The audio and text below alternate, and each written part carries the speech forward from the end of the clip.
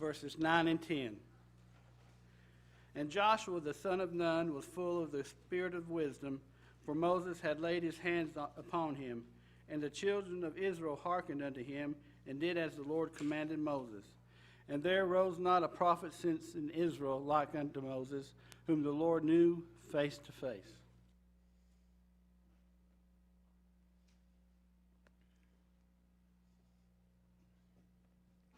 Good evening. I'm grateful for your presence here this evening. Glad that everyone is back. Hope you all had a restful afternoon. I know mine was nice and quiet. That will end soon. As I said this morning, the kids will be back and all will be noisy and happy again. Sunday evenings, we are continuing our Champions of Character series, in which we are going to look at different individuals from Scripture, and we're going to see what comprised their character, what made them like they were.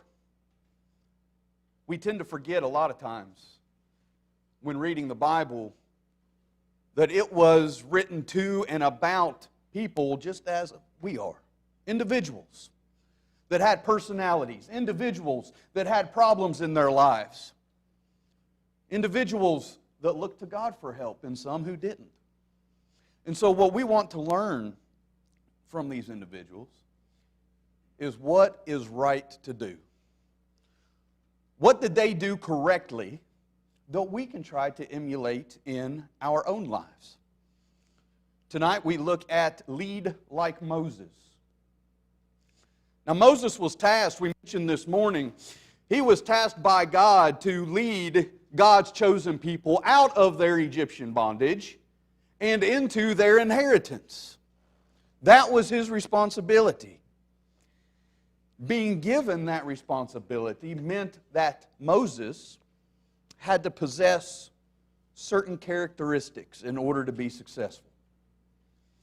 Now, before anyone thinks that talking about leaders and leadership, that it's only going to apply to elders or to husbands or something like that, let me remind you that we all lead someone. There is always someone behind us looking at where we're going. There is always somebody behind us looking at the steps we're taking and deciding if they should follow our steps or not. We had a great Zoom meeting with the teens here a couple weeks ago, me and Chris Cabell. And one of the things that I told them and wanted to encourage them in is how they conduct themselves. They always have little eyes watching them. Caden is such a fan of Heath and Morgan. He loves going up and talking to them just like they're his peers. Why? Because they treat him like that. They're great with him. They may not know it, but they are leading him. And so let's not just shut our minds off thinking, well, I'm not in a position of leadership, so this isn't going to apply to me. As I said, we all have someone behind us looking at where we're going. It may not be an explicit role that we have, but we are going to lead someone implicitly. And so let's learn how to lead effectively, like Moses did. And the first quality characteristic that we're going to look at is that Moses led with courage. To give a little bit of history or backstory about Moses, he did not come from a world power. He was not some governor, some king, some dictator over a great world power at the time. He came from rather humble beginnings, you might say. And by all accounts, he really shouldn't have even been alive. In Exodus chapter 1 and verse 16, Pharaoh, in seeing the Israelites prosper and grow, gives the decree that any male Hebrew baby born is to be killed. Females, they could leave them alive. But the males, no, we can't have them growing up and possibly becoming an army, rising up against us. No, we can't have that. So kill all the baby boys that are born. Well, Moses' mother, Jochebed, she didn't quite like that rule. She said, not my boy.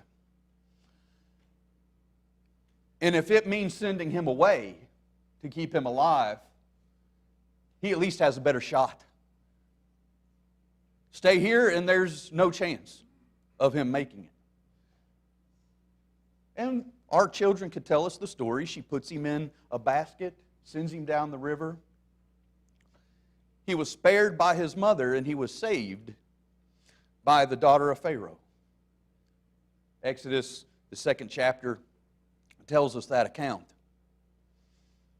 Now, being raised in Pharaoh's house afforded Moses certain opportunities and privileges that others weren't going to be afforded. He had the best education that could be offered. He had amenities at his fingertips, but he was still a Hebrew. He could not change that part of him. Nor does it ever seem to be that he wanted to change that. He was a Hebrew with certain allowances.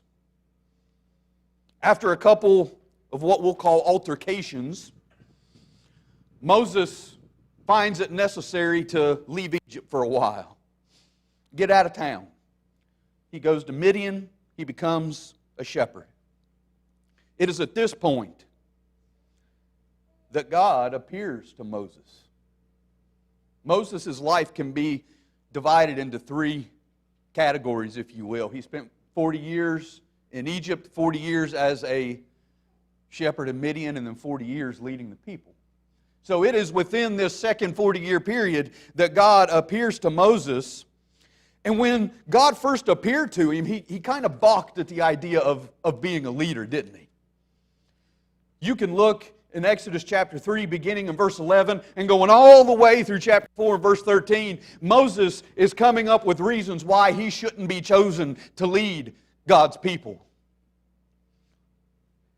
Was he a coward? That doesn't seem like a very courageous thing to do, does it? And I mean, after all, this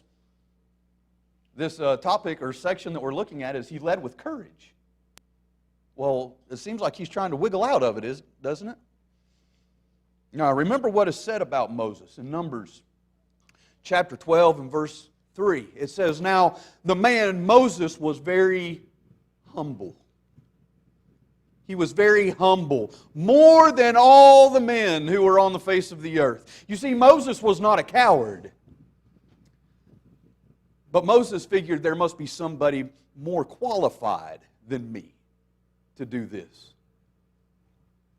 I am a wanted man in Egypt. I'm a lowly shepherd in Midian, and you want me to go and lead a sizable group of people. There's got to be someone more qualified than me. So Moses and then subsequently Aaron, whom God also appointed to accompany Moses, they go back to Egypt. And they are going to fulfill this task. And I want us to read together Exodus chapter 5 and verse 1. Exodus chapter 5 verse 1, it says, now afterward Moses and Aaron went in and told Pharaoh, thus says the Lord God of Israel, let my people go, that they may hold a feast to me in the wilderness. We often read right through that verse without absorbing what is happening. Without taking a minute and stepping back and seeing what is transpiring here. Egypt is the world power at the time. There is no country greater than Egypt in the known world. There is none higher in earthly authority than Pharaoh. And actually, pharaohs in Egyptian culture were considered deity themselves. And so you have this powerful man, the most powerful man on the planet. And then you have these two nobodies, as the world would view them. What credibility did they have with Pharaoh? They were no one to him. These two go into Pharaoh and demand the release of his slave labor.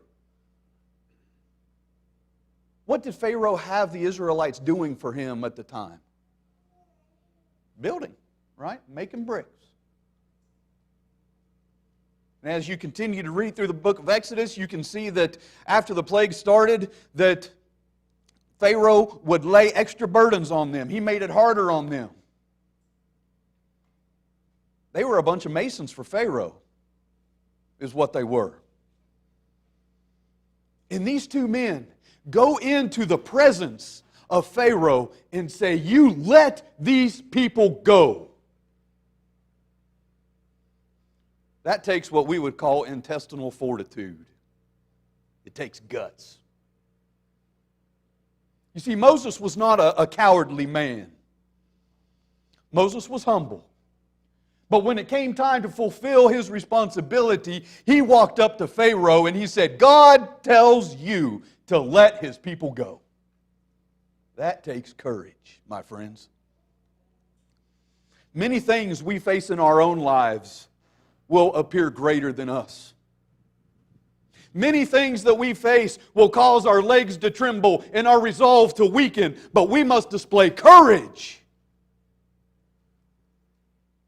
Not only for ourselves, but also for those who follow us.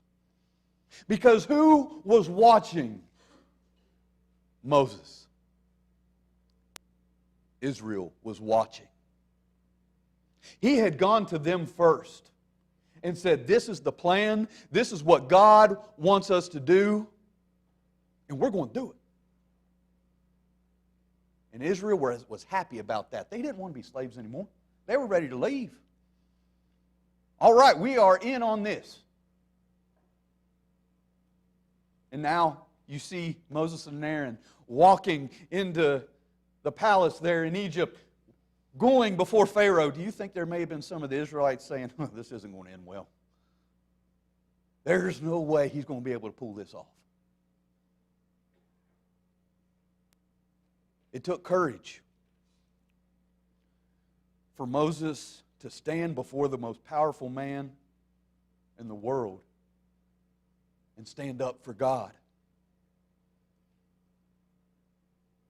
We get pushed around on Facebook and we cower. Right? We have somebody disagree with us, call us bigots, or worse, and we just recoil. Now, does that mean that we are supposed to strike back? Not with the same intention that they have. But Pharaoh said no, didn't he? Pharaoh told Moses, "I'm not letting anybody go." Moses kept going back and kept going back. He had courage to lead the people for God. With courage, though, also came the need to lead with faith. I want us to fast forward a bit in the timeline. And we're going to fast forward to when the Israelites have been released by Pharaoh and are making their way towards Canaan, the promised land, with Moses leading them. Could you imagine the trip? Just put yourself in their sandals for a moment. You have been enslaved by these people for generations. And now your God has defeated the most powerful entity there is. And these people have said, "Get out and go." And on the way out, you start taking some stuff from them. Right? Hey, give me that bowl. I want to take that with me. You know, I'd like to have that wagon there. Let me have it. You must be feeling pretty good walking across that desert, right? Thinking we are on our way to what has been promised to us. And then, a few days later, you come up to the Red Sea. Oh, it's so nice. You know, take a little rest. We're going to stop here and rest a little bit. All of a sudden, off in the distance, see a dust cloud start rising. Wonder what that is. Well, you soon find out it's Pharaoh and his entire army. And he's not coming to check on your progress. He is coming to haul you back to Egypt, where he believes you belong as his slaves. You can't go forwards. You can't go backwards. You're stuck. By all accounts. How did Moses counsel the people? Having the Egyptian army at their rear and the Red Sea at their front, how did Moses counsel the people? Did he say, all right, every man for himself. If you see a way out, just take it. Just scatter. No. Did he say, let's try reasoning with Pharaoh? Let's explain to him the situation. We were able to convince him the last time. Maybe we can talk him into it again. No. There wasn't going to be any talking. Did he say, don't worry, I got this? That may be what a lot of us would do in that situation, right? Here we are. We're the leader of this vast people. They're looking to you for guidance, for direction. And you'll say, don't worry, I got this. I'll handle this. I know exactly what to do. That wasn't Moses. Let's read Exodus chapter 14. Beginning in verse 13. And Moses said to the people, do not be afraid. Stand still and see the salvation of the Lord, which He will accomplish for you today. For the Egyptians whom you see today, you shall see again no more forever. The Lord will fight for you, and you shall hold your peace. Moses said, watch and see what the Lord does for you. Watch and see how the Lord is going to save us from this seemingly impossible situation. Did Moses have the answer? Not at that point. Now God had told Moses, I'm going to take care of you because I still have an example to make out of Egypt. But Moses didn't know the specifics. He didn't know God's plan at this moment. It wasn't until after this that God reveals what is going to happen. And we know what that is, right? The parting of the Red Sea. But Moses showed faith. Knowing God was giving them salvation was enough for him. At this point in time, he didn't need to know how. He already knew that it was. God will take care of the how.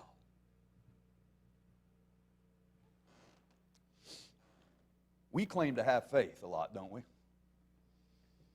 We claim to have faith and that we trust in God, but our actions a lot of times speak something different. Our actions don't demonstrate that we have faith.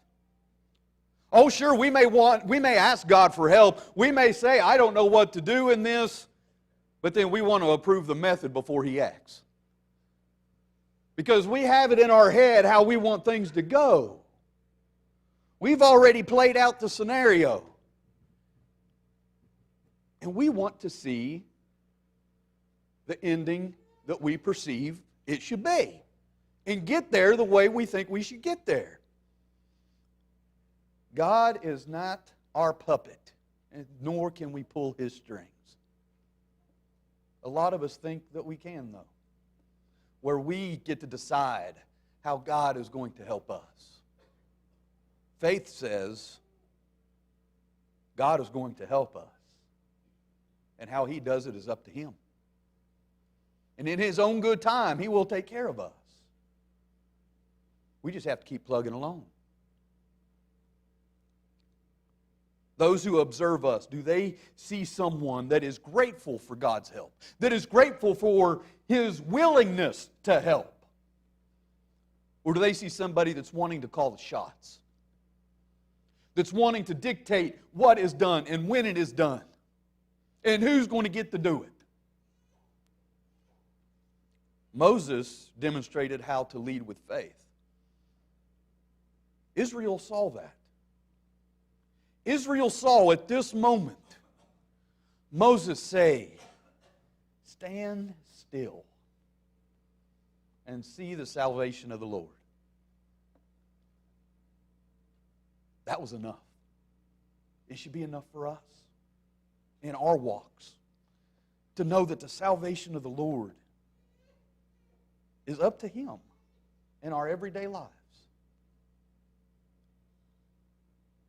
What do people see in us? Do they see faith? Or do they see a micromanager? We need to live our lives and lead others and lead ourselves with faith. The last aspect that we're going to look at this evening is Moses led with loyalty. In preparing for this lesson, this one hit me especially hard. And I love it when that happens. Me and my fellow graduates, we have talked several times since finishing school, and I'm sure the students here can attest to it as well, but school is such a fast-paced time that you don't have the time to really dig into a text necessarily and get everything out that you want to. There's an end point that the instructor wants to get to, and you're going to get there. So it's been nice now that we're done and we have a little bit more time to actually explore the text and absorb finding things that we didn't see before, which is a glorious thing for us. And this is one of those things that jumped out at me. We're going to fast forward a little bit more again, and we're going to go to Mount Sinai this time. And what we have at Mount Sinai is a boundary that has been set around the mountain. The people are not allowed to go past this boundary, or else they would be struck down. Moses ascends the mountain to converse with God. God calls him up. Says, "I'm going to give you the law that you're going to take back down and you're going to give to the people." Now, in our age of technology, all this can be done relatively quick, right? We can just shoot off an email, whip up an Excel spreadsheet real quick, and we're done. It took a little bit more time. And Moses was on the mountain for 40 days and nights. That's a long time to be up on the mountain. Israel grew restless in Moses' absence. 40 days and 40 nights without the one that has led them out of Egypt. 40 days and 40 nights without the one that told them to stand still and see the salvation of God. Maybe they start thinking something happened to him. Maybe this isn't the man that we thought he was. So what are we going to do? Aha. We'll make our own God. And so as they grow restless, they insist that Aaron create for them gods or a god that will go before them, taking matters into their own hands. And if you remember the account, there was a thick smoke, a cloud that enveloped the mountain. covering the presence of God. But it didn't matter how thick the smoke around Sinai was. God saw what Israel was doing. And He was not too happy about it, as you can imagine. Look at Exodus chapter 32, beginning in verse 7. It says, "And the Lord said to Moses, Go get down, for your people, whom you brought out of the land of Egypt, have corrupted themselves.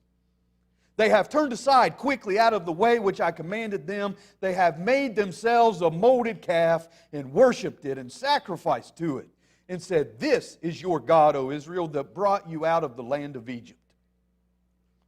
And the Lord said to Moses, I have seen this people, and indeed it is a stiff-necked people.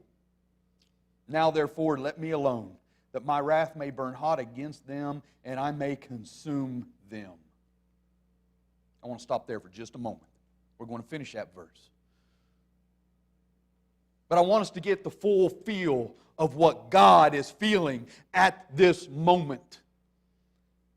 He has delivered His people out of their bondage. He has brought them across the sea, not in a boat, but on dry land between two walls of water.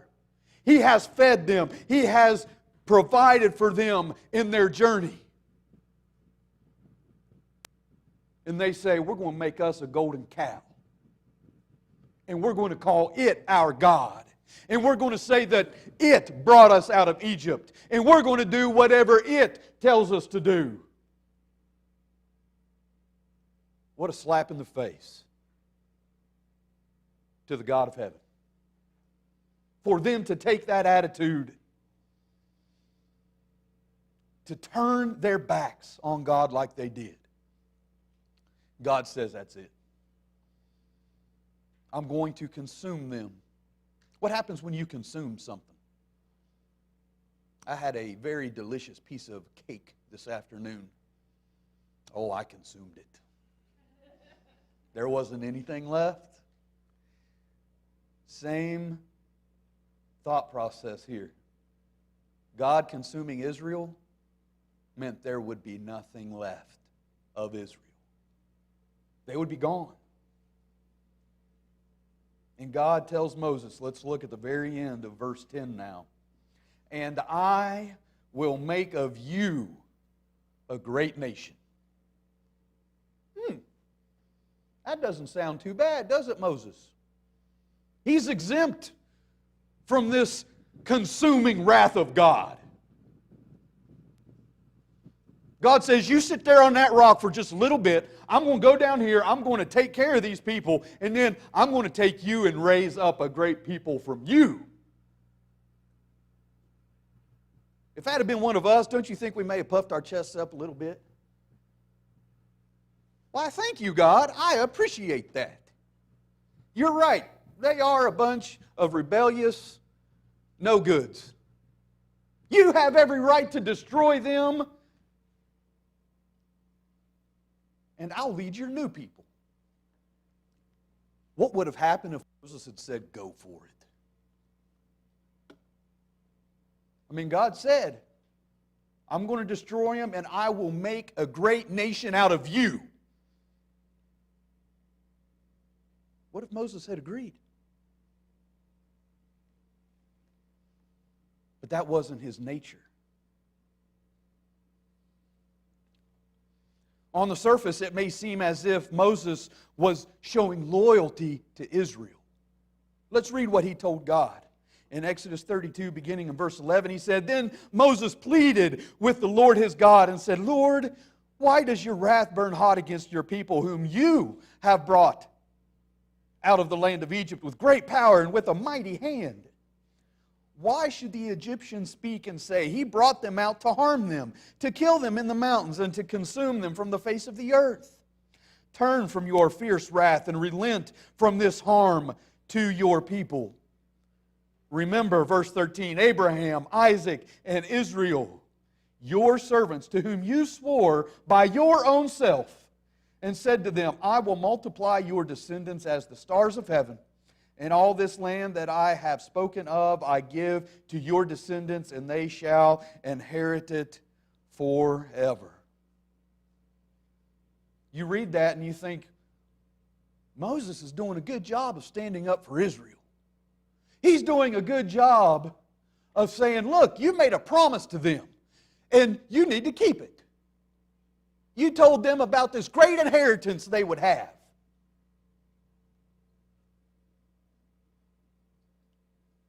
Moses was loyal to God, and Israel were benefactors of that loyalty. You see, it wasn't Israel who had Moses' loyalty, it was God. And he said, what is everybody going to say about you, God? You know, these people, they would deserve what they got. But what would Egypt say about you? That you brought them out by a mighty hand, and then once they got out of Egypt's control, you couldn't control them? Egypt had better control over Israel than God did?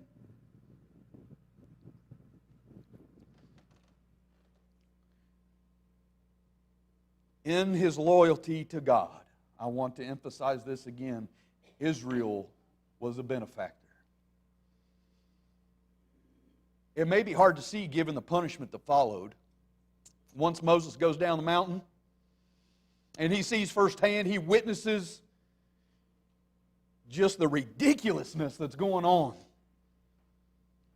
He smashes the tablets, he grinds up the calf, he puts it in the water, he makes them drink it.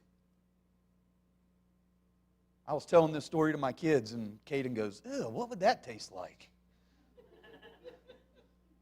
I said, about like that water we had back in Indiana. That wouldn't be pleasant, right? Drinking this ground up gold and who knows what other metals mixed in with it. It didn't stop there though. Verse 26, Moses stood at the entrance of the camp and said, whoever is on the Lord's side, come to me. The Levites separated themselves and they came to Moses. Moses commands them to strap on their sword, go through the camp, and start slaying. And that day, 3,000 people fell for their rebellion, for their insolence towards God. Moses was loyal to God. He stood with God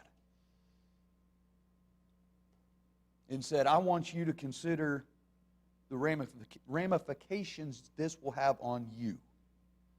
What this is going to do for your name.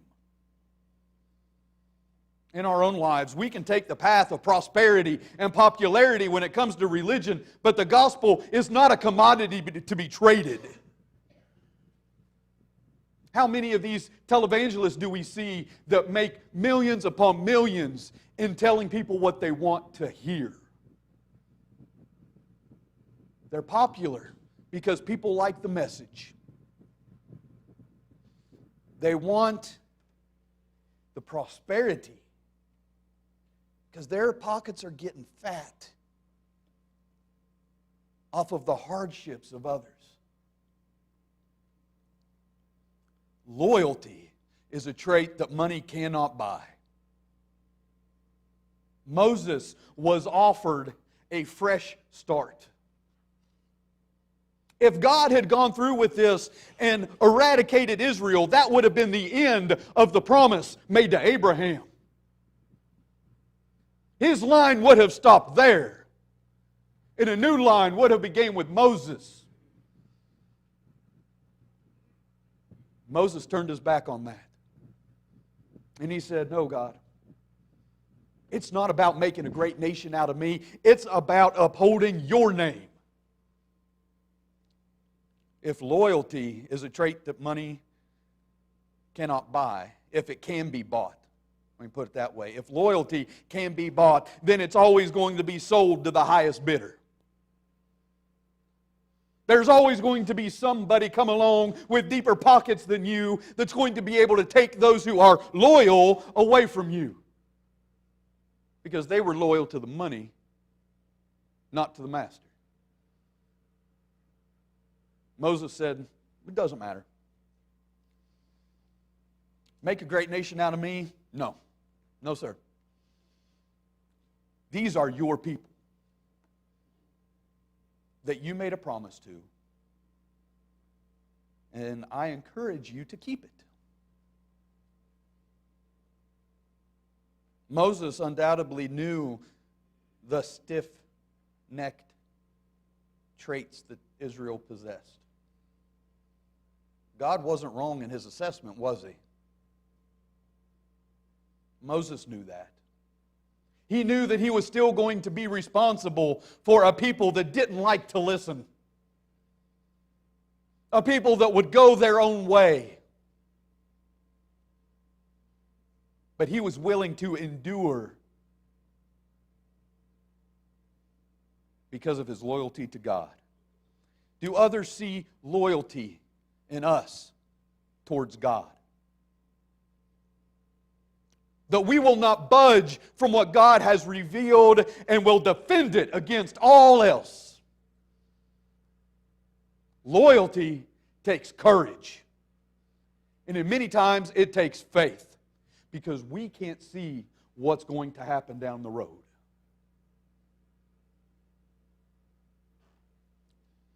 When people see us, do they see someone who's willing to trade one God for another? We'll serve God today as long as the water's nice and calm. But as soon as the storm blows in and the waves start rolling, I'm finding something else. We've got some pretty big waves rolling through our society, our country right now, do we not? Fortunately, here within the Bible Belt, there hasn't been any big waves crash yet. Some of you may have seen an article that was going around Facebook. I think I shared it a couple days ago. In California, the governor there has told churches they are not allowed to meet. Not, here's restrictions we encourage you to comply with. They are not allowed to open their doors. And do you know there are members of denominations that have said only God tells the church what to do? I don't agree with everything they teach doctrinally or theologically, but when a man's right, a man is right. Who are we loyal to?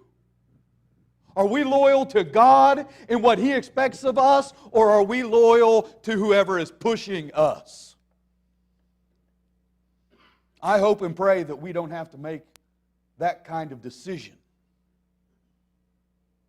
here in Northeast Tennessee. But that wave may come crashing sooner rather than later. And we have to decide now, are we going to be loyal to God and have courage, standing for His will and defending His will, and have faith in that no matter what God has in plan for us, that it is going to work out? Or are we going to just bounce around and collapse and allowed to be bullied away from God?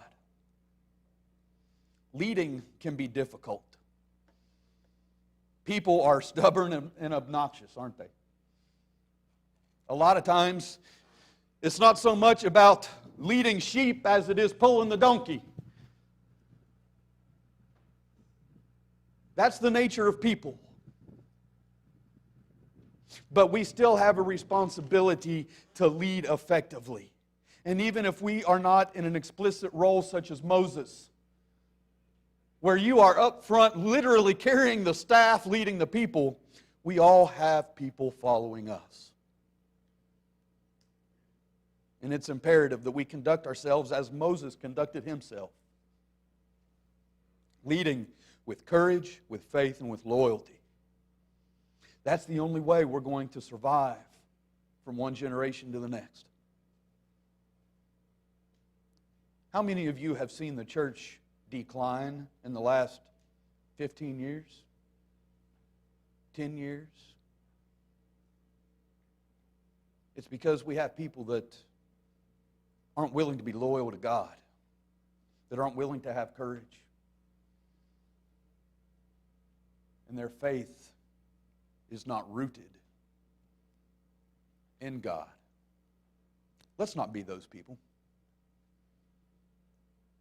Here at Stoney Creek, let's resolve that we are going to stand and we are going to be a leader in this community for God. And that no matter who comes through that door, that they are going to see that we serve the one true and living God in the way that He wants us to.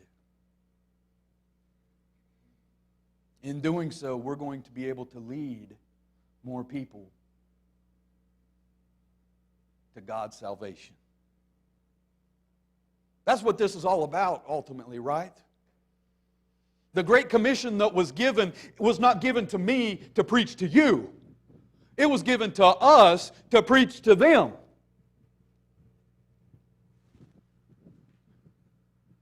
That is how we extend the borders of the church. That is how we swell God's kingdom. That is how we bring people to salvation, is by taking them the gospel.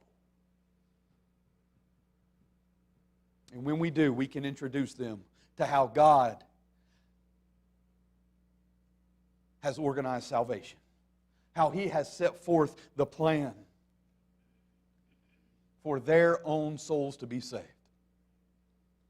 If you are here tonight and you know that plan, you know what God has done for you, what Jesus did for you, and what you need to do tonight, and you're ready to make that decision, we are ready to help you in whatever way we can. If you know that it is time right now for you to put on Christ in baptism, having your sins remitted, we'll make sure that's done tonight. If you would like prayers, if you are a Christian and have fallen away, would like prayers for forgiveness and strength, we would be more than happy to pray with you and for you to that end. Everyone's going to make a decision here tonight. Please make the one that's going to put you in a right relationship with God. Decide now as together we stand and sing.